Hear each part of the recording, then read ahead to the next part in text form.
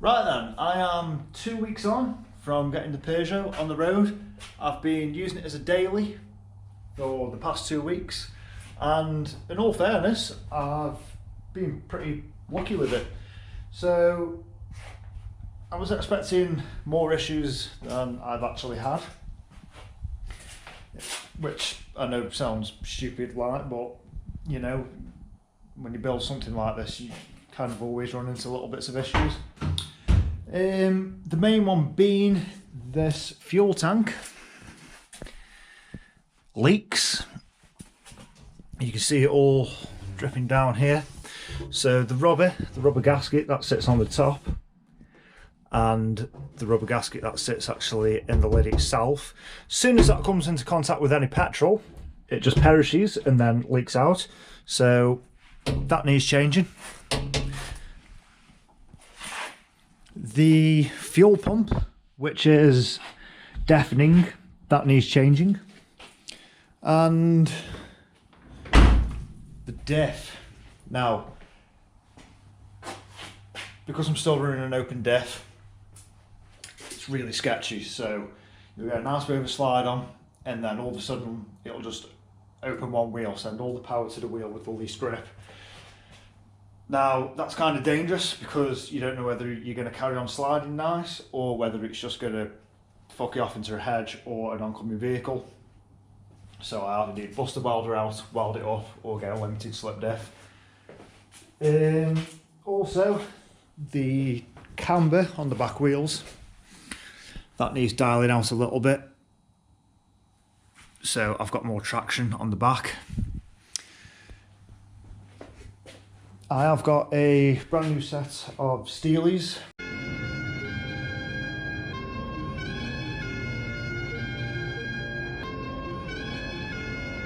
Which I'm going to put these tyres on. But I've got a track day in the BMW E30 in a couple of weeks, so I kind of want to just keep these tyres on these wheels for now in case it's a rainy day.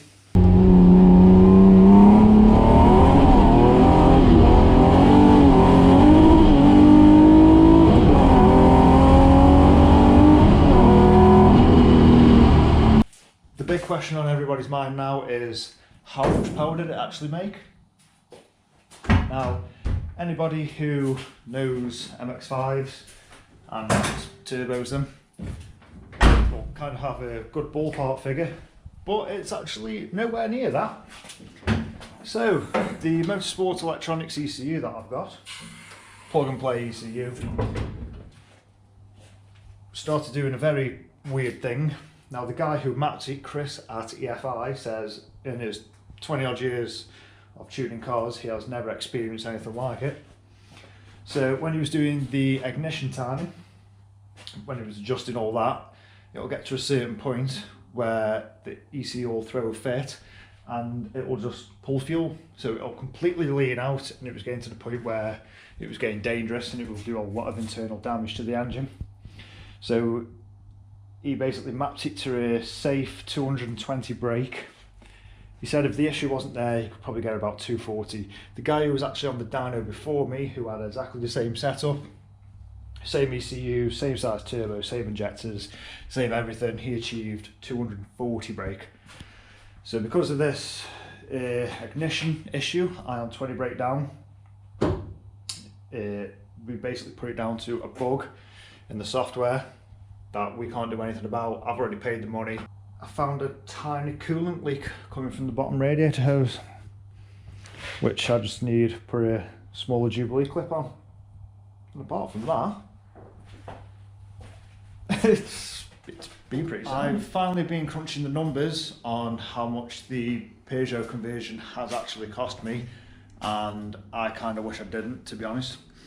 So in the first video, I originally set myself £1,000 budget, which for the eagle-eyed viewers have probably picked up on. I ended up a turbo in it, so that £1,000 budget went well out the window.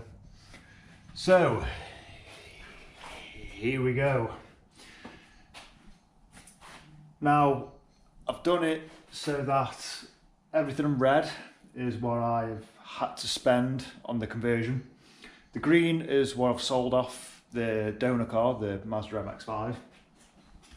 Optional is things that I didn't actually need to do right now to get it running, but you know, it's one of them things that you might as well wire at it.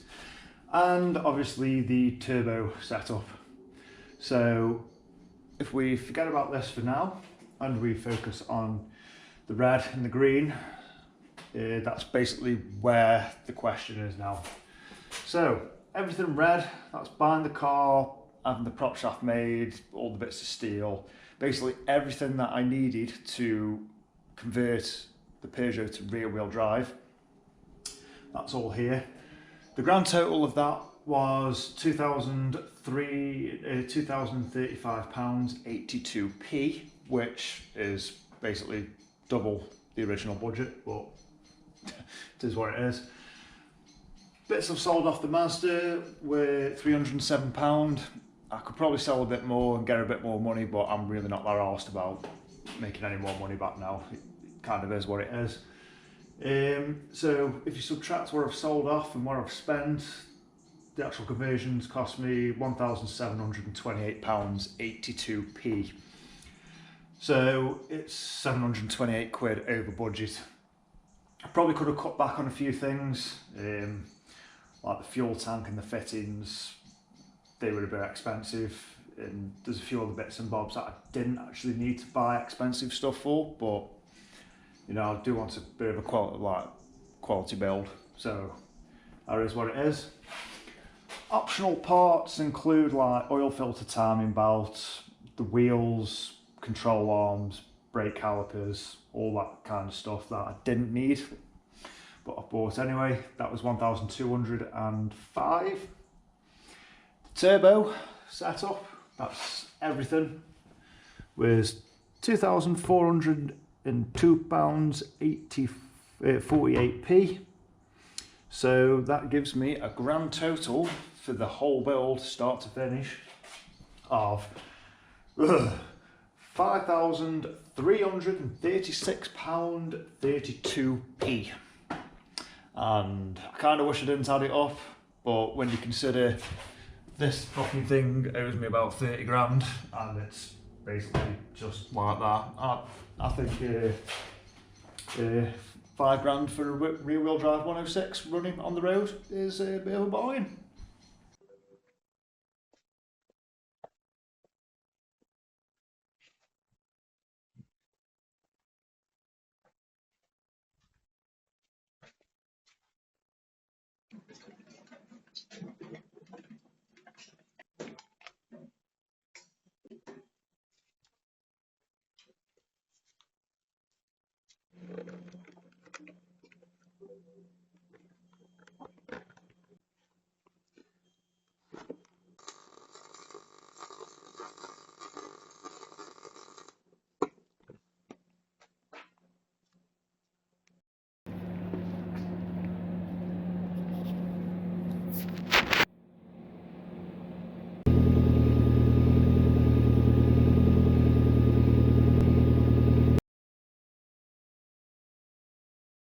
So I'm still dealing in the Peugeot.